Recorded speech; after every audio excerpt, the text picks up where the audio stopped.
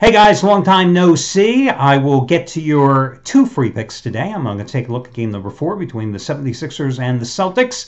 And I'm going to keep it in Philadelphia and take a look at the game between the Giants and the Phillies. I've got to tell you something. It's interesting when you do these video reports and you put them up on YouTube. They have a great analytics section. I can tell you that about 89% of the viewers that come and watch these videos each and every day, they are men, which is no big surprise, but it is kind of interesting that 11% are women, which tells me that 11% are either gamblers or they like my goatee. I tend to believe it's probably the former and not the latter. I can also tell you that demographically, the video among the men that are watching, it skews about 33% in each age group, about 25 to 40. 33%. That age group, about 40 to 55, 33% there, and 55 and over, about 33%. So it definitely shows you that gamblers of all age group like to watch as well. So I'm speaking to those age groups when I tell you why I've been gone the last few weeks, because I had to go to the urologist last week, one of my favorite doctors. I'm on the every 6-month plan with my urologist and have been so for the last 15 years. So I had to have an office procedure, and it hurt like hell. And so my recovery was not quite as fast as I thought. My doc has an interesting way of putting things. Every time you have a procedure, he says, you're going to feel a little pinch. Now, the little pinch never really hurts. It's what follows the little pinch that hurts like holy hell, and that's the problem. So a few years ago, had the first set of many biopsies, and it was a series of biopsies where they were doing 16 little punch biopsies. And of course, when you know they're going to do 16 punch biopsies, you're sitting there and you're going in your head, well, there's 16 of them.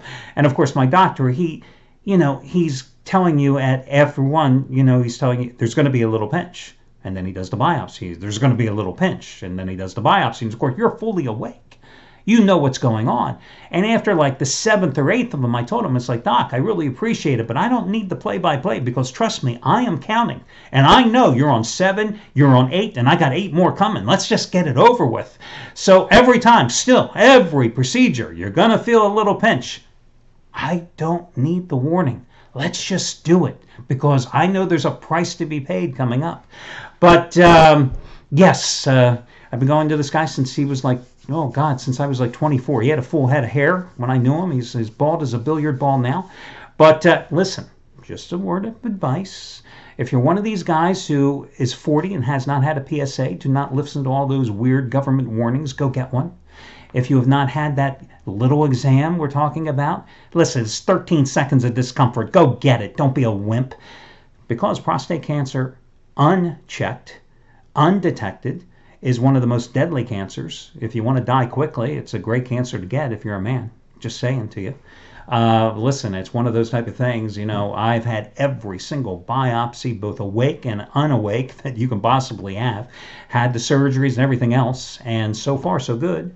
PSA levels, you'll hear about all the numbers and everything like that. It's like, listen, my PSA, my God, before the surgeries, before the treatments and everything else, my PSA used to be like on a windy day at Wrigley Field, up in the 14s, almost 16. Now it's like 7. And believe it or not, for those of you that are aware of PSA, that's a great number for me because it maintains at like 7.2, 7.4. So, but that's why I'm on the every 6-month plan, because you just never know. But again, go get it. One of my favorite singers, Dan Fogelberg, undetected, didn't get screened, found out too late, dead within a couple of years. It's just one of those things. So that's my PSA announcement for you. If you're 40 or if you have problems, go get the little blood test. Go get that little exam. It could save your life. That's the bottom line.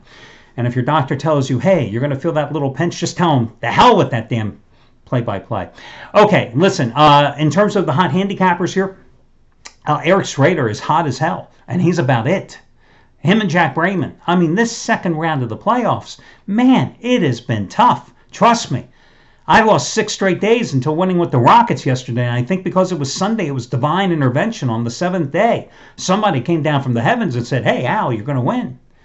I think it was James Harden and Chris Paul that got me the win, but still, who am I to complain? Eric Schrader, though, just keeps winning. Short term, he's going for winning day number 18 out of 25. Long term, the past 117 days, almost 4 months, he's made $10 bettors, a little over $23,000. Today, second ever 200-time NBA play of his career on the Celtics and the Sixers. Double his top-rated 100-time winner, number 26 out of 38 and 8 out of 10 in the playoffs yesterday on the Rockets. Double his 100-time winner on the Celtics on Saturday. Double his 100-time winner on the Rockets on Friday. You got them all at discount today. It's the half-price play of the day by using coupon code ERIC, and all your other discounts, etc. and promos are over on the homepage. Let's get to the game between the Celtics and the 76ers. Listen, I was so wrong in this series. I really thought the Sixers would win this series. I thought the Sixers would win game number 1. I thought the Sixers would win game number 2. I thought the Sixers would win game number 3.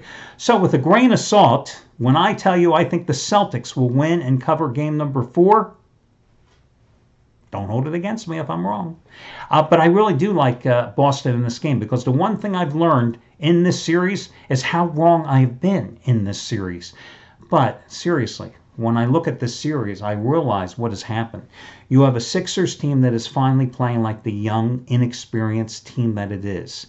And it really comes down to the fact that Ben Simmons has struggled mightily. And when your point guard is struggling, that really causes problems for the entire team. And when I look at the job that a couple of guys on the Celtics have done, first of all, Terry Rozier has just done a magnificent job filling in for Kyrie Irving. Now, he's been filling in for Kyrie Irving for a month or so, but in the playoffs, he has elevated his game to an extent that I really never saw coming. I mean, 19 points, 6.5 assists a game, shooting 42% on his three-pointers. That's almost 10 percentage points better than in the regular season. Do you know he's leading all postseason players in terms of triples made in the playoffs with 34 so far? Here's an interesting stat for you. The Celtics are averaging 110.2 points per possession, per 100 possessions. That's a team best offensive rating among all playoff teams when Rozier is on the floor. That's almost 3 points per 100 possessions, better than the average in the regular season. When Rozier takes a seat on the bench, that points per possession, per 100 possessions, it goes from 110.2 to 98. That's how their offense just bogs down when Rozier is not in the lineup. So you've got Rozier having some great contributions. Then you look at a Tatum, who, forget about the fact that he's a rookie. He long lost that rookie status a long time ago. Tatum, 28, 21, and 24 points in the first 3 games in the series. 7 of the 10 playoff games, he has scored over 20 points. 5 in a row coming into game number 4 tonight. Then you look at the contributions they're getting from Al Horford and Marcus Morris, and I look at them as like a 2-4 combination. So in game number 1, Al Horford had 26 points and 7 rebounds, 13 points and 12 rebounds, 13 points and 6 rebounds in games 2 and 3 respectively. Then you look at Marcus Morris, 11 points and 5 rebounds, 11 points and 6 rebounds, 9 points and 7 rebounds.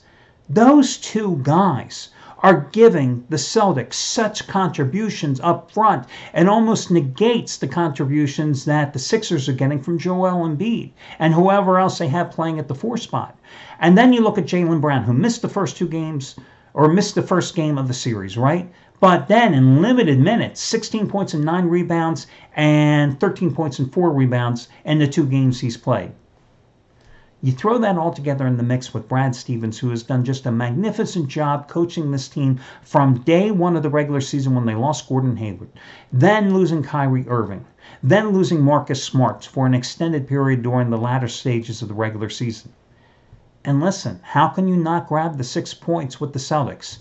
Maybe the 76ers win this game. Maybe they extend the series. But how can you not grab the points with the Celtics tonight? So I'm going to go with Boston plus the points. Now, in the baseball game tonight, I like San Francisco, a team that started its road trip by going into Atlanta. The Braves had won 5 in a row. I think they had scored 37 runs in the process. And what did the Giants do? They go in Atlanta and they kick the Braves' ass, winning all 3 games. outscoring them 24-9 in the process. They are now 5-1 against the NL East this season. They've won 4 straight. They've won 7 of their last 8. Jeff Samardzija going tonight for the Giants. This is only going to be his 4th start of the season because he started the year on the DL because he was recovering from a pectoral strain. 2 starts ago, not good. Last start, not bad against San Diego. 5 innings, gave up a couple of runs, 5 hits, struck out 5.